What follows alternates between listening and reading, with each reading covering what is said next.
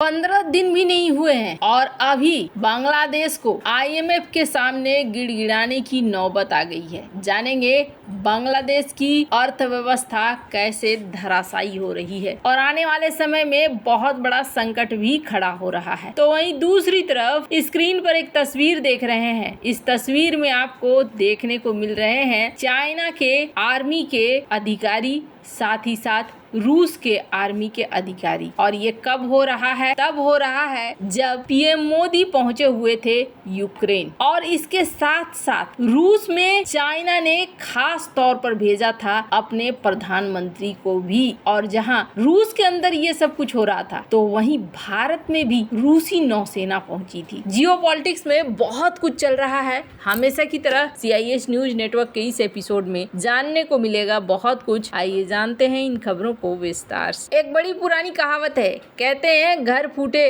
गंवार लूटे। कुछ इसी तरीके का सीन बनता हुआ दिख रहा है कई सारे देशों में और उसमें से एक बांग्लादेश भी है। बांग्लादेश की अर्थव्यवस्था पहले से डगमग जरूर थी, लेकिन फॉरेक्स रिजर्व में पैसे थे और चीजें फिर भी चल रही थी। शेख हसीना देश को संभालने की कोशिश कर रही थी। चाइना, भारत सभी से मदद ले रही थी। IMF के पास भी उन्होंने अप्लाई किया था। लेकिन अभी की स्थिति क्या हो गई है? अभी की स्थिति ये हो गई है कि बांग्लादेश चरमरा गया है और मोहम्मद यूनुस सरकार, इन्होंने घुटने टेकने शुरू कर दिए हैं। बांग्लादेश ने IMF से $3 अरब का अतिरिक्त कर्जा का मांग किया है और इसके लिए यूनुस की अंतरिम सरकार IMF से बात भी कर रही है। कहा जा रहा है कि ये कह रहे हैं बड़ी उथल पुथल हुई है हमारे देश में, राजनीतिक रूप से बहुत सारी चीजें टूट फूट सी गई है। हम फिर भी चीजों को हल करने की कोशिश कर रहे हैं। बहुत सारे लोन हैं जिनको पे नहीं किया गया है, उस लोन को भी हम वापस लाने की कोशिश कर रहे हैं। पर इसी बीच हमारे देश में बाढ़ भी आ गई है। मतलब एक संकट के बाद दूसरा संकट आ गया है, इसलिए आप हमारी मदद कीजिए। स्क्रीन पर एक आर्टिकल देख सकते हैं, जिस आर्टिकल में ये कहा जा रहा है कि बांग्लादेश में जब प्रदर्शन हो रहे थे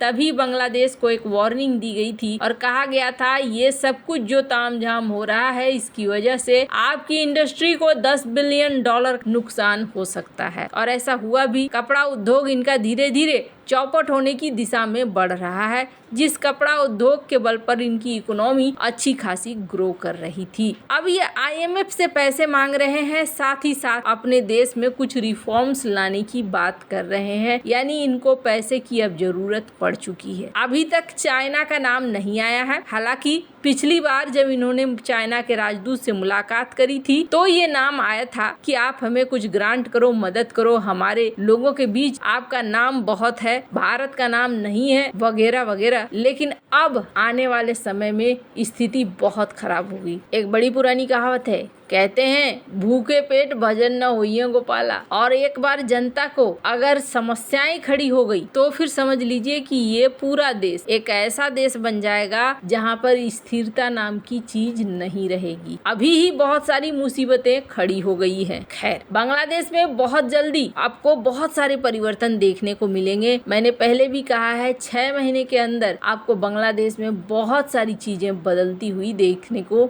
मिलने लगेंगी। जहाँ एक तरफ ये सब कुछ चल रहा है, वहीं दूसरी तरफ स्क्रीन पर एक मैप देख रहे हैं। इस मैप में जो ये ब्लू कलर के हैं ये अमेरिका के बेस हैं। दुनिया भर में अमेरिका के बेस किस तरीके से फैले हुए हैं इसका आप अंदाजा लगा सकते हैं। और ये जो लाल लाल हैं ये चाइना के बेस हैं जो फैल ही रहे थे। हालांकि ये थोड़ा सा पुराना है, अभी और भी जगहों पर ये फैल चुका है और आधिकारिक तौर पर न सही लेकिन क्यूबा तक पहुंच गया है, अमेरिका के आसपास तक पहुंच गया है। बहुत सारे जगहों पर ये फैलता चला गया है। गुरु से ही चाइना ने सीखा, लेकिन थोड़ा अंतर ये हो गया, गुरु गुड़ रह गया और चेला चीनी बन गया। यहाँ अमेरिका के आसपास इन्होंने बहुत सारा अब अघोषित स्थानों पर धीरे धीरे बनाना शुरू कर दिया है, जिसमें से एक क्यूबा तो है ही। इससे अमेरिका टेंशन में आ गया है और अमेरिका को लगता है कि अब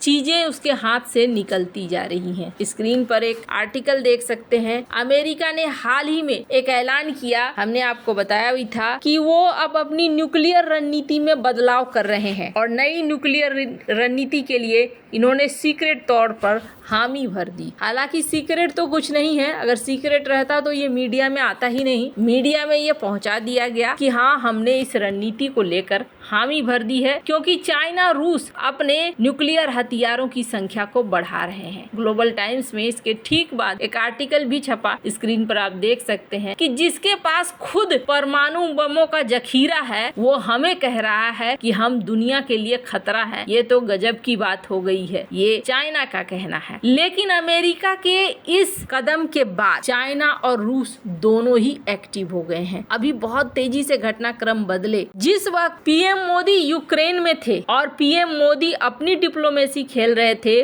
पोलैंड और यूक्रेन में, उस समय रूस में भी कुछ हो रहा था। स्क्रीन पर एक वीडियो देख सकते हैं। रूस पहुंचे थे चाइना के नंबर 2 मतलब चाइना के प्रीमियर से यहाँ पर राष्ट्रपति पुतिन मुलाकात करते हैं बहुत ही बढ़िया तरीके से। और इस मुलाकात के बाद क्या होता है, इस मुलाकात के बाद यहाँ पर आप दूसरे ही दिन चाइना की पीएलए के लोग पहुंच गए और चाइना के पीएलए के लोगों से मुलाकात होने लगी रूसी सेना की। ये दोनों मुलाकात जो हुई है इसके पीछे कई कारण हैं। पहला कारण एक तो ये 75वां वर्षगांठ था चाइना और रूस के डिप्लोमेटिक टाई का, और दूसरा कारण अमेरिका की जो ये परमाणु रणनीति है। तीसरा बड़ा कारण, अब यहाँ पर एक डील फाइनल हुई है। इकोनॉमिक, रणनीतिक, टेक्निकल, हर तरीके से हम दोनों एक दूसरे को साथ देंगे। इसका मतलब तो ये हो गया कि भारत के लिए समस्या बढ़ेगी। तो आपको बता दूं, थोड़ा सा यहाँ पर बदलाव भी है, कुछ अलग चीजें भी हुई है। पश्चिमी दुनिया के एक पत्रकार हैं माइकल कुगलमैन, इन्होंने क्या कहा कि पीएम मोदी क्यों पहुंच गए और इन्होंने अपने आप सिद्ध कर दिया, और जो इनको चाहिए था वो चीज तय हो गया